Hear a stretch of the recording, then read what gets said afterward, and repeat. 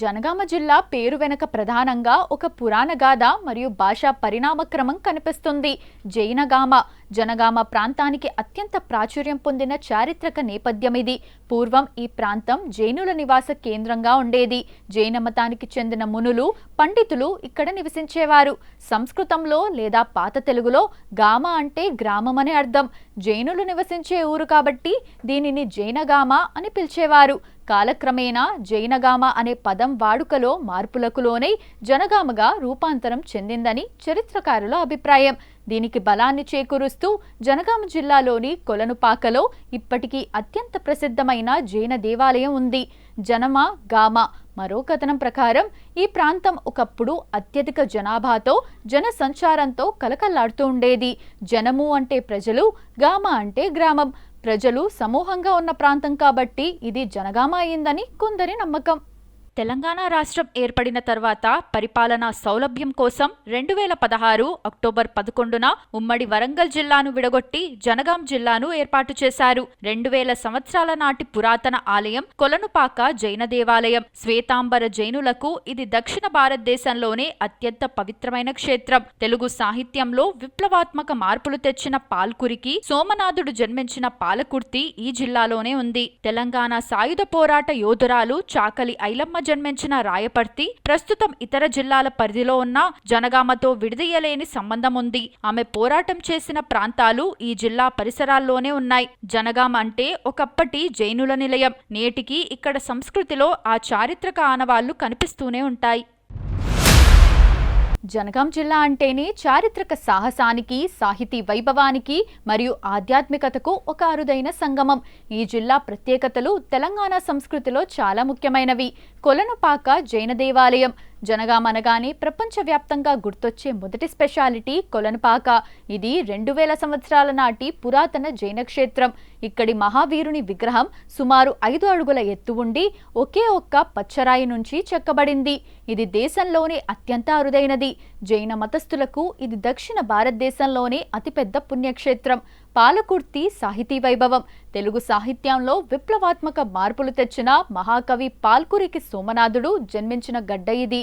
ఆయన రాసిన బసవ పురాణం తెలుగులో తొలి స్వతంత్ర కావ్యం. ఇక్కడి సోమేశ్వర లక్ష్మీ నరసింహస్వామి ఆలయం కూడా చాలా ప్రసిద్ధి చెందింది. ఇది గుహలో ఉన్న ఆలయం కావటం విశేషం. తెలంగాణ సాయుధ పోరాట వీరనారి చాకలి ఐలమ్మ తన హక్కుల కోసం దొరలకు ఎదురు తిరిగి పోరాడిన గడ్డ ఇది. ఆమె పోరాట స్ఫూర్తి నేటికి జిల్లా ప్రజల్లో కనిపిస్తుంది. జిల్లా కేంద్రంలో ఆమె విగ్రహం మరియు స్మారక చిహ్నాలు ఆమె వీరత్వాన్ని గుర్తు చేస్తాయి. జనగాం పట్టణానికి అతి సమీపంలో ఉన్న పెంబర్తి గ్రామం లోహపు హస్తకళలకు ప్రపంచ ప్రసిద్ధి చెందింది. ఇక్కడ తయారు చేసే ఇత్తడి విగ్రహాలు, జ్ఞాపికలు, పూజా సామాగ్రి విదేశాలకు కూడా ఎగుమతి అవుతాయి. ముఖ్యంగా కాకతీయ శిల్పకళా రీతులను ప్రతిబింబించే ఇత్తడి పనులకు భౌగోళిక గుర్తింపు ఉంది. మహాకవి బమ్మెర పోతన జన్మస్థలం బమ్మెర గ్రామం కూడా ఈ జిల్లాలోనే ఉంది. శ్రీమదాంధ్ర భాగవతాన్ని తెలుగులోకి అనువదించిన సహజ కవి పోతన.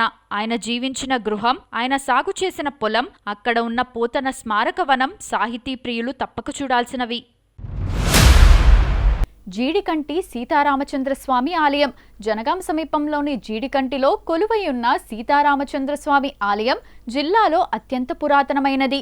త్రేతాయుగంలో శ్రీరాముడు రావణ సంహారం తర్వాత ఇక్కడే శివలింగాన్ని ప్రతిష్ఠించాడని స్థల పురాణం చెబుతోంది.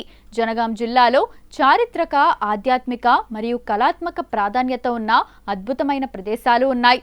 మీరు జనగాం వెళ్ళినప్పుడు తప్పక చూడాల్సిన ప్రదేశాలు ఇవే. కొలనుపాక జైన మందిరం. ఇది జిల్లాలోనే అత్యంత ప్రసిద్ధ పర్యాటక ప్రాంతం. విశేషం, దాదాపు 2000 సంవత్సరాల చరిత్ర కలిగిన ఈ ఆలయం శ్వేతాంబర జైనులకు అత్యంత పవిత్రమైనది. మహావీరుని విగ్రహం. ఇక్కడ ఒకే ఒక పచ్చరాయి నుండి చెక్కబడిన సుమారు 5 అడుగుల ఎత్తు ఉన్న మహావీరుని విగ్రహం ప్రధాన ఆకర్షణ. ఆలయ గోడలపై ఉన్న శిల్పకళా చాతుర్యం అద్భుతంగా ఉంటుంది. పెంబర్తి హస్తకళల గ్రామం. కళాప్రేమికులు తప్పక సందర్శించాల్సిన గ్రామం ఇది.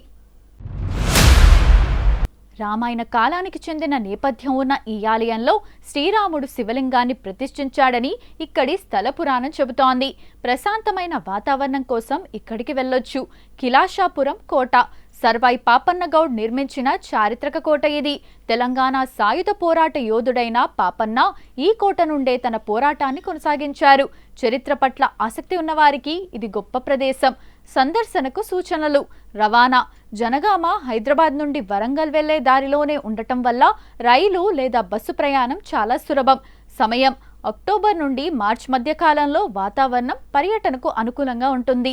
జనగామ జిల్లా భౌగోళికంగా హైదరాబాద్, వరంగల్ మధ్య ఉండటం వల్ల ఇక్కడి ఆహారపు అలవాట్లు అచ్చమైన తెలంగాణ రుచులతో నిండి ఉంటాయి. జనగామ స్పెషల్ ఫుడ్స్ ఇవే: మలై కుల్ఫీ. జనగామ రైల్వే స్టేషన్ లేదా బస్టాండ్ దగ్గర దొరికే మలై కుల్ఫీ చాలా ఫేమస్. వరంగల్, హైదరాబాద్ రూట్లో ప్రయాణించేవారు జనగాంలో ఆగి మరీ ఈ కుల్ఫీని తింటారు. పాలను బాగా మరిగించి స్వచ్ఛమైన కోవాతో చేసే ఈ కుల్ఫీ రుచి చాలా అద్భుతంగా ఉంటుంది. జనగాం పరిసర ప్రాంతాల్లోని గ్రామాల్లో ఏ పండుగ వచ్చినా, చుట్టాలు వచ్చినా చేసే మెయిన్ డిష్ గారెలు మరియు నాటుకోడి కూర. మినప్పప్పుతో చేసే కరకరలాడే గారెలను ఘాటైన మసాలాలతో వండిన నాటుకోడి పులుసులో ముంచుకొని తింటే ఆ మజానే వేరు. పెంబర్తి హస్తకళలకు ఎంతో ఫేమస్. అక్కడ దొరికే పాలు మరియు పాల పదార్థాలకు కూడా అంతే ఫేమస్. ఇక్కడ దొరికే కోవా, మలై లడ్డూలు చాలా స్వచ్ఛంగా, రుచిగా ఉంటాయి. తెలంగాణ ఇతర జిల్లాలలాగే ఇక్కడ కూడా సర్వపిండి చాలా ఫేమస్. అయితే ఇక్కడ బియ్యం పిండిలో పల్లీలు, శనగపప్పుతో పాటు కొన్ని ప్రాంతాల్లో సన్నగా తరిగిన ఉల్లికాడలు, కరివేపాకు ఎక్కువ వేసి కరకరలాడేలా చేస్తారు.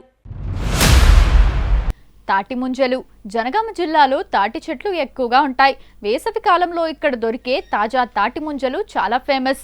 హైదరాబాద్ వెళ్లే రహదారి పొడవునా వీటిని అమ్ముతుంటారు. అలాగే ఇక్కడి తాజా నీరా కూడా పర్యాటకులు ఇష్టంగా తాగుతారు. బచ్చన్నపేట గొర్రె మాంసం: స్థానికంగా బచ్చన్నపేట మరియు చుట్టుపక్కల ప్రాంతాల్లో దొరికే మాంసం నాణ్యతకు మంచి పేరుంది. ఇక్కడి ధాబాల్లో దొరికే మటన్ కర్రీ, బోటీ ఫ్రై వంటి వంటకాలు చాలా ఘాటుగా తెలంగాణ స్టైల్లో ఉంటాయి. జనగామ జిల్లాలో తెలంగాణ సంస్కృతికి అద్దం పట్టే పండుగలు ఎన్నో ఉన్నా ఆధ్యాత్మికంగా మరియు సామాజికంగా అత్యంత ముఖ్యమైనవి ఇవే: బతుకమ్మ మరియు దసరా. జనగాం జిల్లాలో బతుకమ్మ పండుగను ఒక వేడుకలా జరుపుకుంటారు. ముఖ్యంగా జనగాం పట్టణంలోని ధర్మకంచే మైదానం మరియు స్థానిక చెరువుల వద్ద వేలాది మంది మహిళలు బతుకమ్మలను పేర్చి ఆడే దృశ్యం చాలా అద్భుతంగా ఉంటుంది. దసరా రోజున జిల్లా కేంద్రంలో నిర్వహించే జమ్మి పూజ మరియు రావణ దహనం వేడుకలు జిల్లాలో అత్యంత భారీగా జరుగుతాయి. శివరాత్రి పర్వదినం జనగాం జిల్లాకు చాలా ప్రత్యేకమైనది. పాలకుర్తి సోమేశ్వరాలయం శివరాత్రి ఉత్సవాలు అత్యంత వైభవంగా జరుగుతాయి. భక్తులు కొండపై ఉన్న గుహ ఆలయాన్ని దర్శించుకోవటానికి పోటెత్తుతారు. కొలనుపాక సోమేశ్వర ఆలయంలో కూడా జాతర వాతావరణం నెలకొంటుంది. జనగాం సమీపంలోని జీడికంటి సీతారామచంద్రస్వామి ఆలయంలో శ్రీరామనవమి వేడుకలు జిల్లాలోనే ప్రసిద్ధి. రాముడు రావణ సంహారం తర్వాత ఇక్కడ విశ్రాంతి తీసుకున్నాడని భక్తుల నమ్మకం. ఈ సందర్భంగా ఇక్కడ జరిగే సీతారాముల కళ్యాణోత్సవానికి భారీ సంఖ్యలో భక్తులు హాజరవుతారు. జనగాం జిల్లాలోని కొలనుపాక ప్రసిద్ధ జైన క్షేత్రం కావడం వల్ల ప్రతి ఏటా మహావీర్ జయంతి వేడుకలు ఇక్కడ అంతర్జాతీయ స్థాయిలో జరుగుతాయి. దేశవ్యాప్తంగా ఉన్న జైన మతస్థులు ఇక్కడికి చేరుకొని ప్రత్యేక పూజలు, ఊరేగింపులు నిర్వహిస్తారు. ఇది జిల్లాకు ఒక ప్రత్యేక ఆధ్యాత్మిక శోభను తెస్తుంది.